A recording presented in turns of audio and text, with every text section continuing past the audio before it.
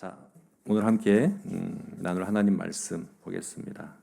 시편 127편입니다. 구약 성경 시편 127편 1절부터 5절까지 우리 한 절씩 교독하시고 마지막 5절은 같이 읽겠습니다. 여호와께서 집을 세우지 아니하시면 세우는 자의 수고가 헛되며 여호와께서 성을 지키지 아니하시면 파수꾼의 깨어 있음이 헛되도다. 너희가 일찍이 일어나고 늦게 누우며 수고의 떡을 먹음이 헛되도다. 그러므로 여호와께서 그의 사랑하시는 자에게는 잠을 주시는도다. 보라, 자식들은 여호와의 기업이요 태의 열매는 그의 상급이로다. 젊은 자의 자식은 장사의 수중에 화살 같으니. 같이 읽겠습니다. 이것이 그의 화살통에 가득한 자는 복되도다. 그들이 성문에서 그들의 원수와 담판할 때에 수치를 당하지 아니하리로다. 아멘. 오늘 3월 첫째 주죠. 3월 한 달 동안 우리가 다룰 주제는 뭘까요? 가정입니다. 네. 왜 가정일까? 그런 생각 드시지 않으세요? 이렇게 한 달 단위로 주제를 정해서 다룬다고 한다면 보통 가정이란 주제는 언제 몇 월 달 주제로 적합할까요? 5월이죠. 5월이 가정의 달이잖아요. 그래서 보통 가정이란 주제는 그때 5월 달 주제로 다루는데 우리 총회 공과에서는 3월 주제로 가정이라는 주제를 정했습니다. 왜 이렇게 했을까요? 그만큼 가정이라고 하는 주제가 성경적 세계관으로 우리가 살아가는 데 있어서 다른 어떤 주제보다 먼저 다뤄야 할 만큼 중요한 주제이기 때문에 그래요. 우리가 1월 달에는 성경적 세계관이라고 하는 것이 다초점 렌즈와 같다고 하는, 그래서 그 다초점 렌즈 자체를 1월 달에 우리가 살펴봤고, 우리 지난달인 2월에는 그 안경을 가지고 뭘 봤습니까? 처음으로 본 세상이 뭡니까? 우리들 자신이었어요. 정체성이라고 하는 주제를 성경적 세계관으로 바라본 게 지난 달이었습니다. 그러면 이제 나 자신을 봤다면 본격적으로 이 안경으로 세상을 봐야 돼요. 성경적 세계관, 이 안경으로 세상을 봐야 되는데 우리가 첫 번째로 봐야 될 세상이 뭔가 한번 여러분들이 한번 생각해 보십시오. 세상을 성경적 세계관으로 본다면 첫 번째로 봐야 될 세상은 뭘까? 바로 가정이죠. 가정은 성경 세계관의 시작이고 끝입니다. 출발점이며 종착점이라고 볼 수 있어요. 하나님도 세상을 지으실 때, 사람을 창조하실 때 제일 먼저 가정을 제정하셨어요. 가정을 만드셨어요. 그죠? 아담과 하와 결혼을 제정하시고 한 가정을 만드셨습니다. 그리고 성경의 끝, 마지막은 어떻게 될까요? 역사의 종말은 뭡니까? 새하늘과 새 땅. 새하늘과 새 땅에는 사실은 지금과 같은 이 개별적인 가정은 없거든요. 예수님께서 천국에서는 결혼이 없다고 그랬어요. 그래서 각 가정은 없을 텐데 사실 가정이 사라지는 게 아니라 새하늘과 새 땅 전체가 한 가족이죠. 우리가 형제 자매로 하늘 가족으로 완성되는 것이 이 세상의 마지막이라고 볼 수 있습니다. 가만히 보면 처음 아담과 하와가 한 가정으로 시작해서 그들이 타락하고 나서도 최초의 범죄가 일어난 것도 가정이죠. 가인과 아벨이라고 하는 가정 가운데 범죄가 일어났고, 그래서 그 이후로 가인의 가정 그리고 셋의 가정, 이 두 가계로 인류가 흘러가는 걸 볼 수 있고, 우리 지난주 봤던 창세기 12장에서는 하나님께서 본격적인 구속의 역사를 시작하실 때도 아브라함 가정이라고 한 가정을 부르심으로 그 역사가 시작된 것을 볼 수가 있습니다. 그래서 가정은 정말 중요합니다. 오늘 우리가 읽은 이 시편 127편에서도 우리가 이것을 확인할 수 있는데요. 이 시편 127편에는 자세히 보면 그 제목이 붙어 있어요. 표제어라고 하는데 시편 127편의 제목으로 붙어 있는 표제어가 뭔가요? 여러분 성경에 보면 뭐라고 되어 있습니까? 솔로몬의 시, 곧 성전에 올라가는 노래라고 되어 있습니다. 시편 127편은 성전에 올라가는 노래 중 하나입니다. 시편에는 모두 15편의 성전에 올라가는 노래가 있습니다. 120편부터 134편까지 모두 15편이 있어요. 근데 이 15편의 이 성전에 올라가는 노래가 그냥 아무렇게나 이렇게 배정된 게 아니에요. 배치된 게 아니에요. 나열된 게 아니에요. 성전에 올라가는 노래란 아마도 이스라엘 백성들이 절기 때마다 예루살렘 성전으로 순례하며 불렀던 노래일 텐데 단순히 여행할 때 부르라는 노래가 아니라 우리 성도의 삶 자체가 천성을 향해 가는 순례자의 삶이잖아요. 사실은 우리 삶과 우리 신앙을 노래하는 것이라고 볼 수 있어요. 근데 이 15편의 시가 아무렇게나 나열된 게 아니에요. 특히나 히브리인들이 그래요. 히브리 문학의 아주 특징 중에 한 가지가 뭐냐면 글을 쓸 때 먼저 구조를 정하고 그 구조 안에다가 내용을 집어넣는 방법으로 히브리인들은 글을 쓴대요. 그래서 성경을 읽을 때는 구조를 파악하는 게 굉장히 중요하다고 합니다.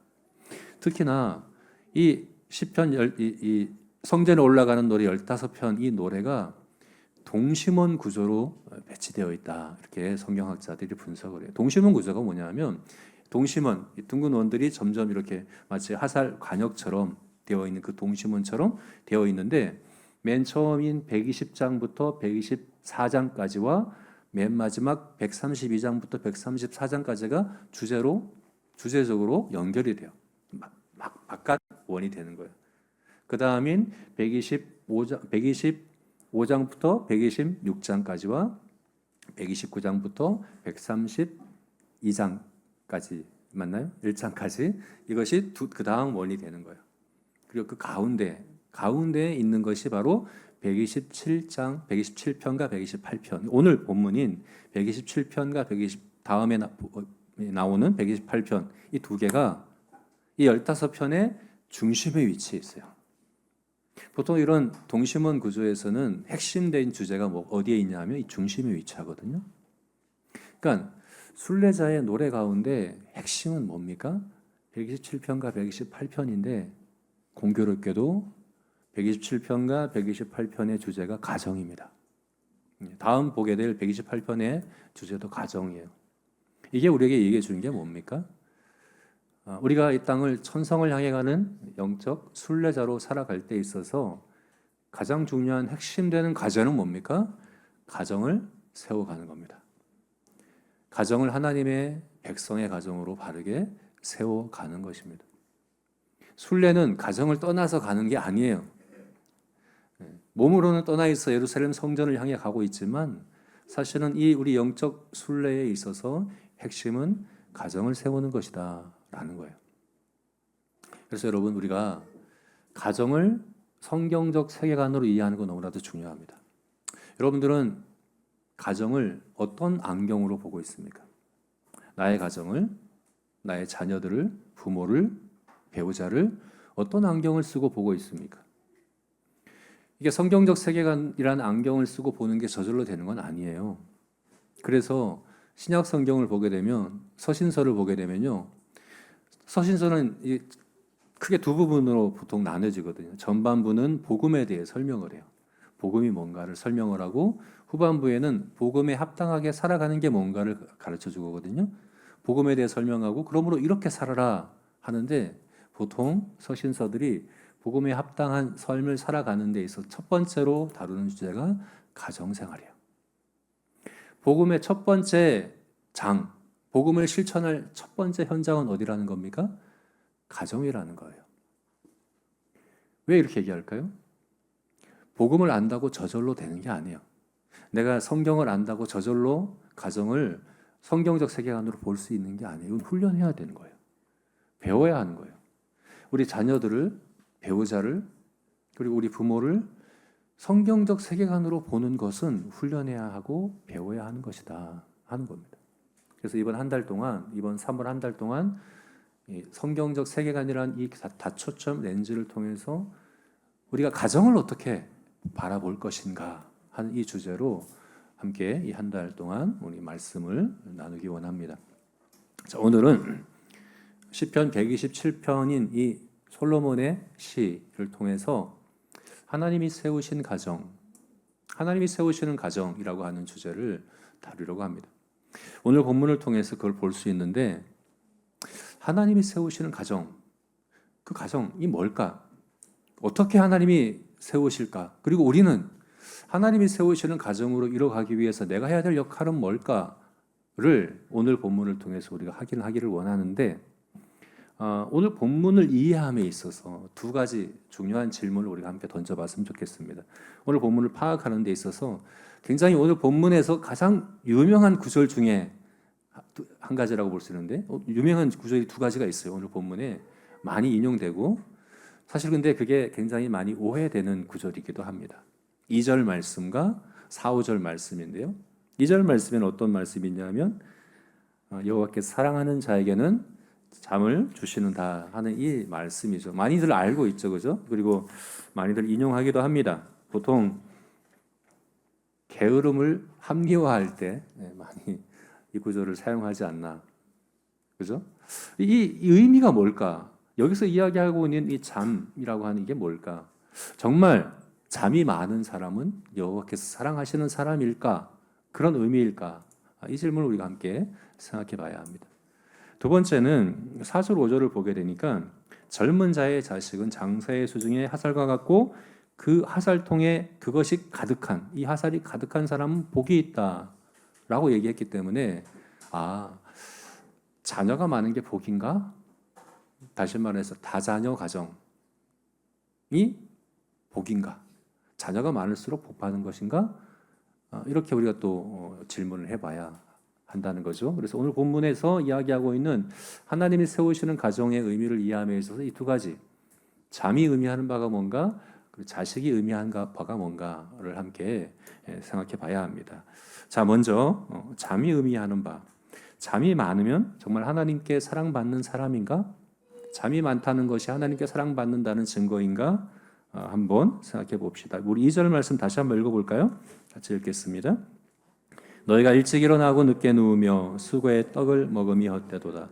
그러므로 여호와께서 그의 사랑하시는 자에게 잠을 주시는도다. 여러분 어떻게 생각하십니까? 그의 사랑하시는 자에게는 잠을 주시는도다. 이게 의미하는 바가 뭘까? 앞의 내용을 볼 때는 앞에 비교되는, 대비되는, 반대되는 상황을 하나님께서 먼저 솔로몬이 먼저 이야기했잖아요. 세 가지 경우를 얘기했어요. 1절을 보니까 집을 세우는 자의 수고가 헛되며 집을 세우는 자의 수고가 헛되며 두 번째는 파수꾼의 깨어있음이 헛되도다.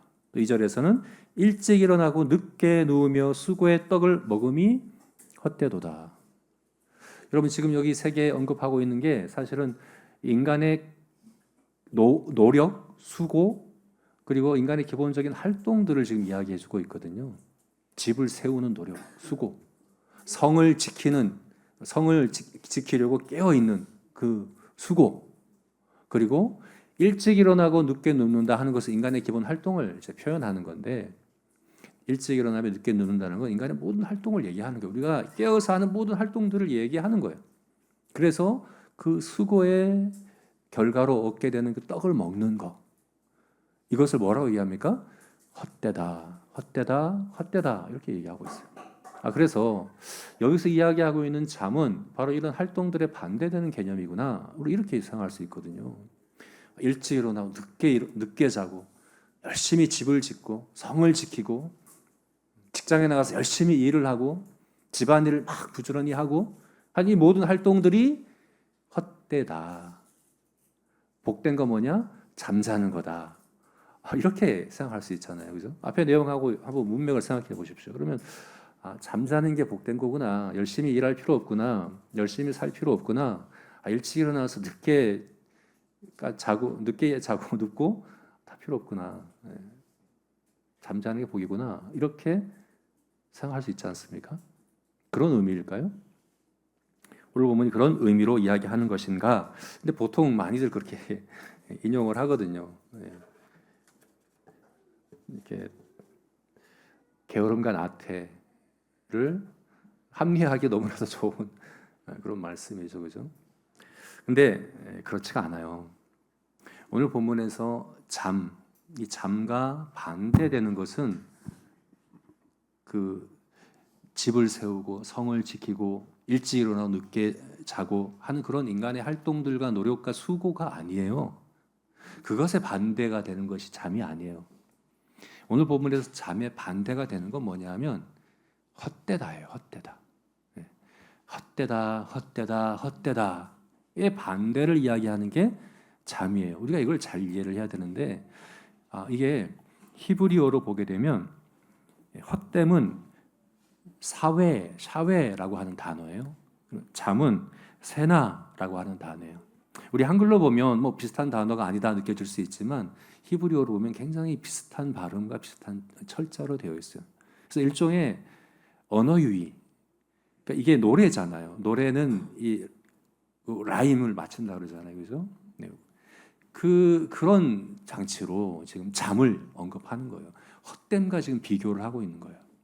앞에 이야기하고 있는 그 수고, 노력, 일하는 활동 그걸 얘기하는 게 아니라 헛됨에 반대되는 것으로 이 솔로몬이 잠을 이야기하고 있다 하는 거예요. 그래서 이 잠을 우리가 일반적으로 표현하고 있는 그런 용어로 표현한다면 안식이라고 우리가 표현하면 됩니다. 안식, 샬롬, 안식. 그래서 안식은요 정말 헛됨에 반대되는 거예요. 성경에서 헛됨의 반대는 뭡니까? 안식이에요. 창세기 기사를 보세요. 창세기 1장에서 하나님께서 공허함과 혼돈함 가운데 모든 천지 만물을 창조하셨잖아요. 며칠 동안 창조하셨어요? 6일 동안 창조하셨다고 생각하는데 아니에요. 7일 동안 창조하셨습니다. 6일 동안 창조했다 그러면 창조의 완성은 6일이 되어버려요. 마지막에 사람을 창조한 게 창조의 완성이 되어버려요. 그런데 하나님의 창조의 완성은 안식입니다. 그러니까 안식이 완성이에요.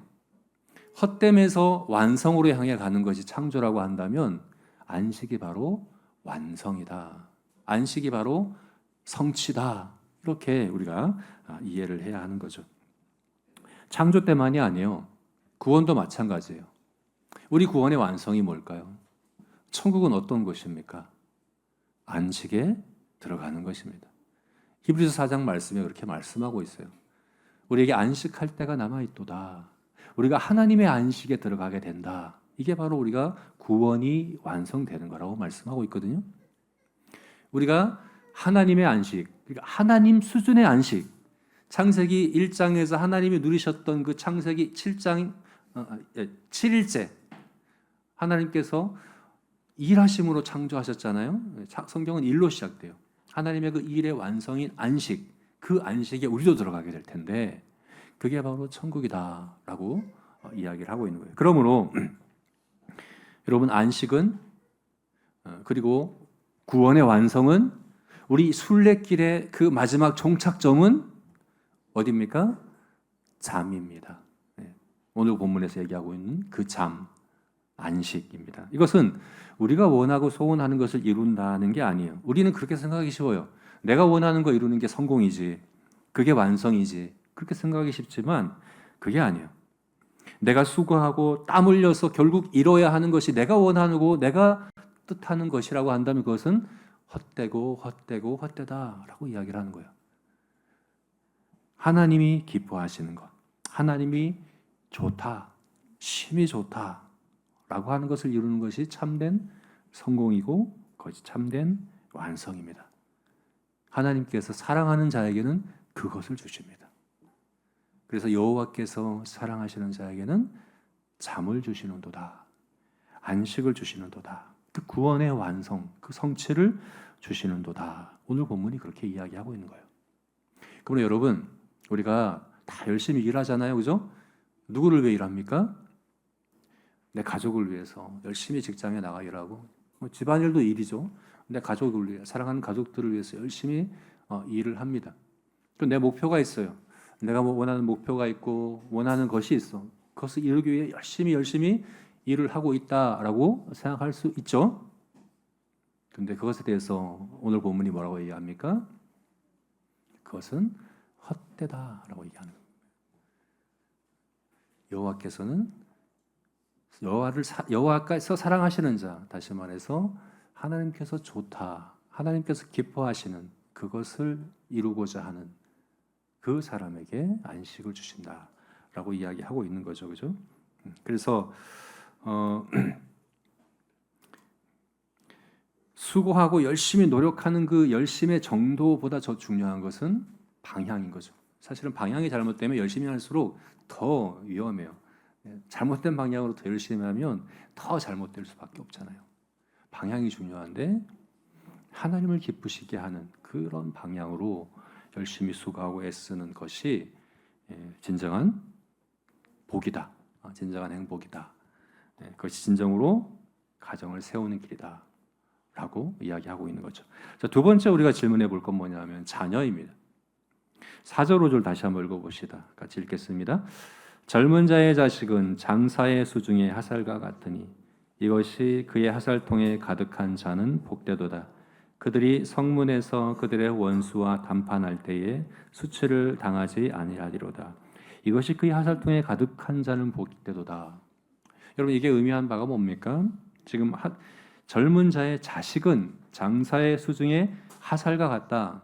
자식을 지금 하살에 비유하고 있는데 5절 말씀은 그것이 가득한 자가 복이 있다라고 이야기하고 있기 때문에 우리가 생각하기에 자식이 많은 것이 복이구나.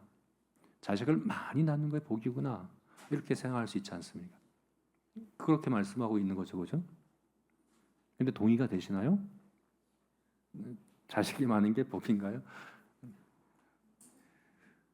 그건 왜 많이 안 나오셨어요? 우리나라가 지금 저출산 국가잖아요, 그죠? 세계적으로 그렇대요. 세계적 최고 수준이래요. 자녀 양육에 드는 비용이 최고로 많이 든대. 우리나라가 한 명 양육하는데 대학 졸업할 때까지 드는 비용이 4억 원이라고 합니다. 그러니까 한 명을 이게 특별히 막 이렇게 특별하게 키운 게 아니에요. 일반적인 평균적인 지금 얘기하는 거예요. 평균 내고 평균적으로 아이들을 양육하는 데 드는 비용이 4억이라고 합니다. 그러면 우리 일반 직장인이 받는 그 연봉을 하나도 안 쓰고 모은다고 해도 한 명 양육하기 빠듯하죠, 그죠? 맞벌이를 할 수밖에 없고 한 명 양육하는 데 있어서 맞벌이를 할 수밖에 없고 맞벌이를 해도 사실 어려워요. 근데 2명을 양육한다? 그거는 3명은 기적인 거죠, 기적. 네. 그런 상황이다 보니까 사실은 이게 현실이에요. 자녀를 많이 낳는 게 행복인가? 그게 복인가? 자녀가 많다는 게 정말 복인가? 여러분 동의 안 될 수가 있어요. 이 당시라면 몰라요. 당시는 농경 사회고 목축이 이제 주된 산업이던 사회이기 때문에 그때는 자녀가 많은 게 노동력이 많은 것이고 자산이에요. 자녀가 많은 게 자산이었던데. 족장 시대, 체안이 제대로 확립되지 않은 시대에는 자녀가 많은 게 그 힘이었어요. 자녀가 많은 건 힘이고 능력이고 재산이고 그럴 때는 자녀가 많은 게 복이다. 하나님께 자녀를 많이 주시는 게 복이다라고 할 수 있지만, 그러니까 솔로몬이 지금 노래할 때 이때는 그 시대에는 이게 맞는 말이지만 오늘날 우리에게는 이게 맞는 말일까? 여러분 그렇게 생각되지 않으세요? 평균적으로 양육한다고 하는 것도 이렇게 짐이고 부담이 되는데 많은 자녀를 낳는 게 복인가? 동의가 안 될 수 있다는 거죠. 자, 그러면 오늘 본문이 정말 그걸 얘기하는 걸까? 정말 자녀의 숫자가 많은 걸 복이라고 표현하고 있는 것일까? 사실 오늘 본문에서 강조점은 자녀의 숫자에 있지 않아요. 5절 말씀을 자세히 보면요.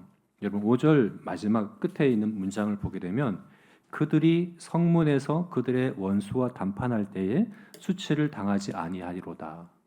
여기 그들이 누굴까요? 그들이라고 이건 앞에 선행사가 있어요. 그죠? 이 그들을 앞에 누구를 가리켜서 지금 그들이라고 이야기하고 있을까요? 그들이 성문에서 원수와 담판할 때, 이 원수와 담판한다는 게 두 가지 의미일 수 있어요.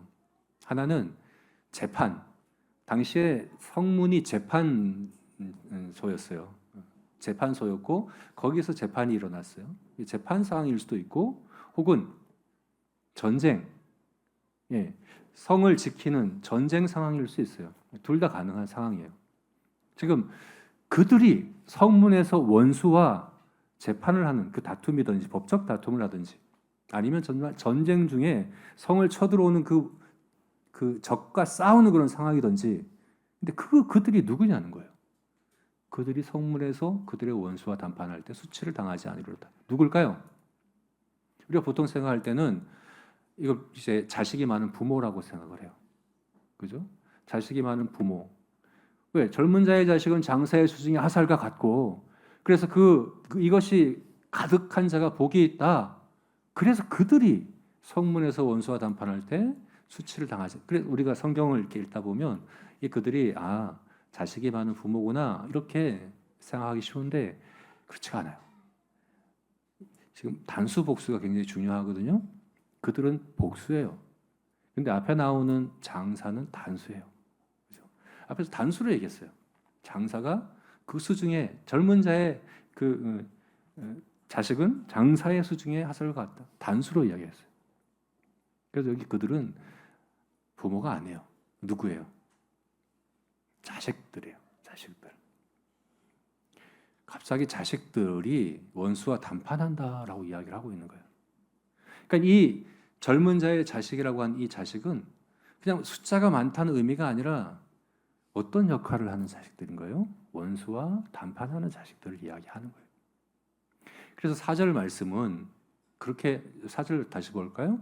젊은 자의 자식은 장사의 수중에 화살과 같으니 이 말씀은 저는 명령으로 읽어야 된다고 봐요. 명령으로, 겉면으로, 강한 겉면으로 어떻게 읽어야 됩니까? 젊은 자의 자식은 장사의 수중에 화살과 같아야 한다라고 우리에게 이야기해 주는 거예요. 화살과 같이 양육해야 한다는 거예요. 장사, 용사에게 있어서 가장 효율적이고 가장 중요한 무기는 화살입니다. 특별히 성을 지키려고 할 때, 공성전, 성을 쳐들어올 때 성을 지키는 그 군사에게 가장 유용한 무기는 화살이에요. 네.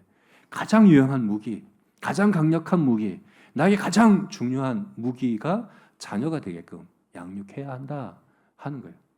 그럴 때 그 자녀들이 원수와 담판하는, 원수와 상대하는 그런 군사로, 그런 일꾼으로 양육되고 그것이 복이 되다, 복되다라고 이야기하는 것으로 우리가 이해를 해야 하는 거죠. 그래서 여러분 이것은 단순히 자식이 많다는 걸 의미하는 게 아니라 자식을 어떻게 양육하느냐의 문제인 거예요. 장사의 수준이 화살과 같이 양육하고 나중에는 그 화살이 아니라 그들이 곧 용사가 되고 그들이 곧 군사가 되어서 원수와 상대하게끔 하는 그렇게 양육하는 그런 자녀가 복되다. 그런 자녀가 많은 게 복되다라고 이야기하는 것으로 우리가 이해를 해야 하는 거죠. 그래서 양육의 방법을 표현하는 겁니다. 자, 정리해 본다면 앞에서 잠은 우리의 수고에 대해서 이야기해 줍니다. 우리가 가정을 세우려고 할 때 가정을 위해서 일하고 수고하는 것이 목적과 방향이 어디에 있어야 하는가를 가르쳐 준다고 한다면 또 뒤에 나오는 화살, 자식에 대해서 이야기하는 것은 단순히 많은 자식이 아니라 그 자식을 어떻게 양육할까, 자식을 어떤 사람이 되게 하는가를 우리에게 이야기해 주는 것이라고 볼 수 있습니다. 그러므로 여러분 하나님의 백성의 가정, 하나님이 세우시는 가정을 세우기 위해서 우리가 이 두 가지를 우리 어떻게 우리에게 적용할까를 이렇게 세 가지로 제가 정리해 봤습니다. 첫 번째는 하나님을 기쁘시게 하자 하는 겁니다. 우리의 모든 수고가 하나님을 기쁘시게 하는 것이 되게 해야 한다 하는 것이. 두 번째는 경건의 본보기가 되자. 우리 자녀에게, 배우자에게 경건의 본보기가 되자. 세 번째는 경건한 자녀로 양육하자. 우리 자녀를 경건한 자녀로 양육하자, 세우자 하는 것입니다. 이 각각의 의미를 구체적으로 나누겠습니다. 첫 번째, 하나님을 기쁘시게 하자 하는 겁니다. 하나님을 기쁘시게 하자. 여러분 오늘 본문에서 솔로몬은 집을 세우는 자의 수고가 헛되다라고 얘기했지만 사실 솔로몬은 이 여호와의 성전을 지은 사람이에요. 지금 성전으로 올라가는 노래하는 이 노래인데 역사상 가장 위대한 건물을 그 집을 세운 사람이 솔로몬입니다. 그 집을 짓기에 얼마나 많은 사람과 얼마나 많은 노력과 수고가 들었는지 몰라요. 근데 솔로몬이 지금 그 수고를 지금 소용없다, 수고할 필요 없다라고 이야기하는 게 아니에요. 수고해야 합니다. 노력해야 합니다. 파수꾼의 경성함과 같이 깨어서 노력해야 합니다. 아침 일찍 일어나고 늦게 자는 수고해야 합니다. 우리 가족을 위해 그렇게 해야 돼요. 그거 하지 않으면 안 돼요. 오늘 본문은 수고하지 않아도 된다는 이야기가 아니에요. 오히려 성경은 일은 여러분 타락의 결과가 아니에요. 타락의 결과로 일이 고통이 되었지만 일 자체는 타락 전에 이미 하나님께서 그들에게 특권으로 주셨거든요. 성경은 하나님의 일로 시작이 돼요. 다른 모든 신화와 모든 창조 이 기사들 이런 내용 설화들을 보게 되면 다 전생의 결과로 이 세상이 생겨났다고 얘기하지만 성경은 일의 결과로 생겨났다고 그래요. 여러분 일은 신성한 거예요. 일은 선한 거예요. 일 자체는. 심지어 하나님의 아들인 예수님이 사람이 되어 이 땅에 오셨을 때도 열심히 일하셨어요. 전에 얘기한 것처럼 예수님 아마 손에 많은 굳은 살이 배겨 있었을 거예요. 목 쓰셨잖아요, 그죠? 몫으로 열심히 일하셨어요. 그리고 공생의 기간에도 예수님은 밥 먹을 틈도 없이 잠잘 틈도 없이 열심히 일하셨어요. 그러니까 일은 해야 하는 거예요. 성경에는 일하기 싫어하는 자는 먹지도 말라고 말씀하셨어요. 여러분 일은 해야 합니다. 열심히 일해야 됩니다. 게으름과 나태는 우리가 변명하고 합리화하면 안 돼요. 열심히 노력하고 일해야 합니다. 그런데 누구를 위해 일합니까? 성경적 세계관이 아니라면 믿지 않는 사람도 다 열심히 일합니다. 그들에게 물어보십시오. 왜 그렇게 열심히 일합니까? 뭐라고 대답합니까? 가족들을 위해서. 내 사랑하는 가족들을 위해서 열심히 일하죠. 아침 일찍 일어나고 늦게 자고 고생의 떡을 먹으며 왜 이런 고생을 하고 있느냐? 우리 사랑하는 가족들을 위해서 그런다고 이야기하죠. 집안일도 열심히 하죠. 그죠? 왜 합니까? 우리 자녀들을 위해서, 가족들을 위해서 한다고 하죠. 근데 그것에 대해서 오늘 본문이 뭐라고 얘기합니까? 헛되다라고 얘기하는 거죠. 헛되다. 사실은 내가 사랑하는 가족들을 위해서 일한다고만 생각하고 또 그렇게만 한다고 한다면 사실 가족을 위한 게 아니게 되죠, 결국은. 네.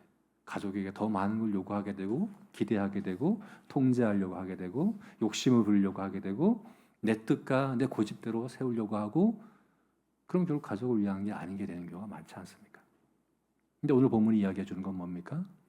열심히 일하고 열심히 수고하되 그것이 하나님을 기쁘시게 하는 것이 되어야 한다는 겁니다.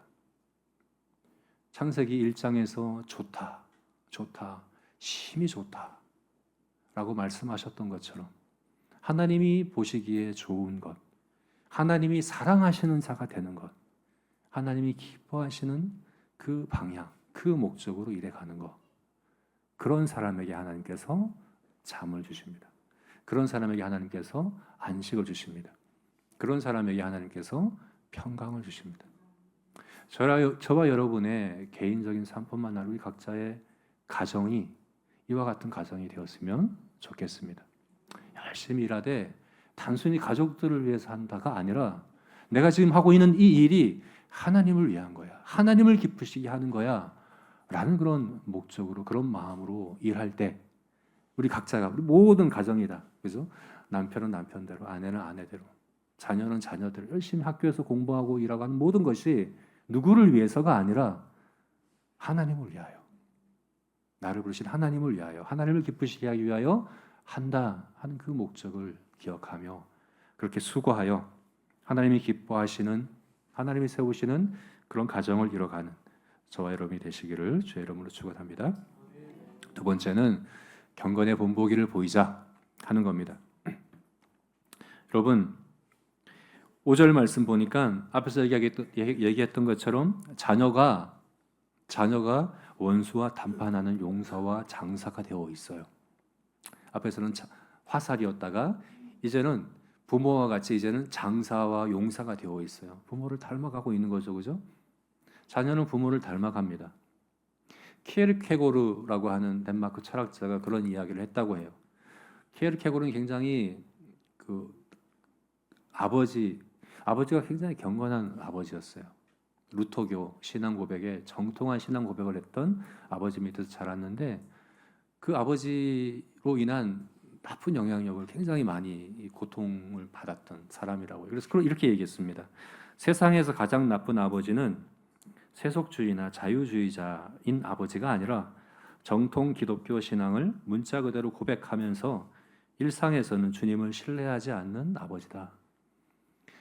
바른 신앙 고백을 해요. 근데 일상에서는 두려움과 절망에만 사로잡혀 살아가는 모습을 이렇게 우리는 봤다는 거죠. 여러분, 우리의 신앙의 중심이 드러나는 곳이 가정입니다. 교회에서는 우리가 바른 말 할 수 있어요. 바른 신앙 고백할 수 있어요. 근데 정말 그렇게 믿는가? 정말 그렇게 내가 알고 있는가는 가정에서 하는 말과 행동과 내 태도와 실제 문제가 닥쳤을 때, 실제 어려움이 닥쳤을 때, 실제 어떤 중요한 결정을 해야 되는 상황에서 정말 내가 하나님을 신뢰하는가가 드러나요. 그리고 그것을 그대로 보는 사람들이 누굽니까? 가족이죠. 자녀죠. 배우자죠.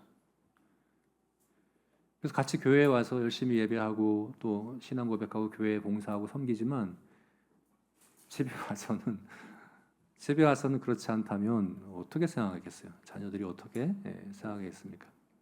저렇게 신앙생활 하면 되는 거구나.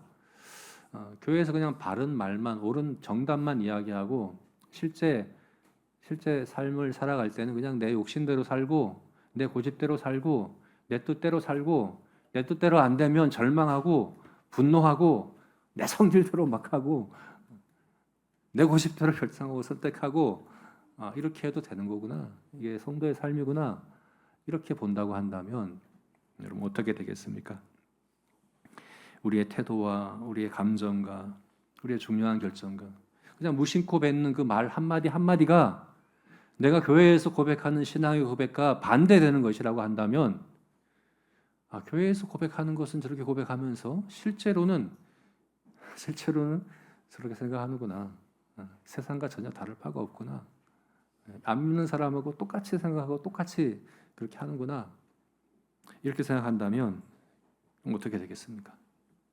이렇게 고르는 그런 사람을 가장 나쁜 부모라고 이야기를 합니다.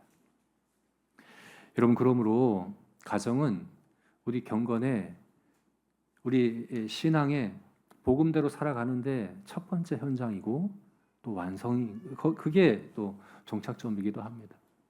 가정에서부터 시작해야 합니다.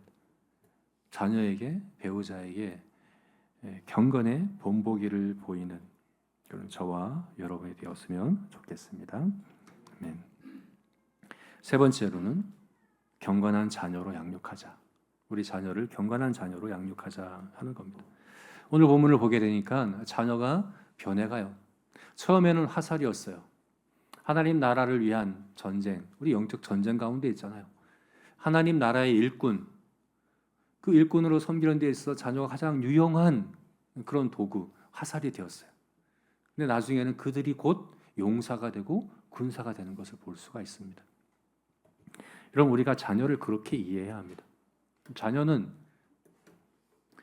내 거다, 내 소유다, 내 고집대로, 내 마음대로, 내 뜻대로 마음대로 할 수 있는 존재다라고 생각하면 안 돼요. 오늘 본문 3절을 보니까 자녀는 하나님의 기업이다라고 말씀합니다. 기업입니다. 하나님께 사명으로 주신 거예요. 자녀는 하나님의 것입니다. 하나님께 드려야 하는 거예요. 하나님께서 하나님의 뜻대로 하나님 나라 위에 사용할 수 있도록 드려야 하는 겁니다. 그것이 사실 부모가 자녀를 위해 해야 될 가장 중요한 일이고 첫 번째로 해야 될 일이 바로 그거입니다. 자녀를 내 소유로 여기고 내 뜻대로 막 통제하고 내 뜻대로 고집하고 내 뜻대로 억압하고 내 뜻대로 요구하는 것이 아니라 하나님께 드리고 하나님께서 사용하실 수 있는 화살로 하나님께 사용되는 군사로 올려드리는 일들을 먼저 우리가 해야 합니다. 경건한 자녀란 우리가 앞에서 얘기했던 것처럼 하나님을 기쁘시게 하는 자녀예요. 열심히 수고하되 단순히 그냥 가족을 위해서가 아니라 하나님을 기쁘시게 하기 위해서 열심히 수고하는 그 사람을 하나님은 사랑하셔서 잠을 주시는 것처럼 우리의 자녀도 하나님을 기쁘시게 하는 그 목적을 갖고 살아가는 자녀로, 주께서 그렇게 사랑하시는 자녀로 열심히 공부하고 열심히 수고하고 노력하되 그 목표가 물론 부모님을 기쁘시게 해드리는 목표도 있겠지만 그게 목적이 아니에요. 하나님을 기쁘시게 해드리라는 목적으로 나에게 주어진 이 하나님 나라의 군사와 하나님의 나라의 일꾼이라고 하는 이 사명을 감당하기 위하여 내 역할, 내 지금 자리에서 내가 해야 될 일이 열심히 공부하는 거지. 그래서 내가 열심히 공부해야지. 성실히 살아야지. 이렇게 다짐하고 결심하고 그렇게 살아갈 수 있는 자녀로 양육해가는 것. 그게 바로 우리가 해야 될 일이다 하는 것입니다. 저 여러분이 그리고 우리들의 자녀들이 그와 같은 자녀들이 될 수 있기를 축원합니다. 그리고 이것은 사실은 교회로 우리가 확대해서 생각할 수 있어요. 그렇게 해야 돼요. 앞에서 말씀드린 것처럼 천국에서는 가정이 없죠. 천국은 교회가 곧 가정이고 지금 현재는 우리가 이 가도기적인 이 상황이기 때문에 교회가 천국의 대사관으로서 그래서 사실 교회는 하늘 가족이에요. 우리는 가족으로 지금 모여 있는 거잖아요.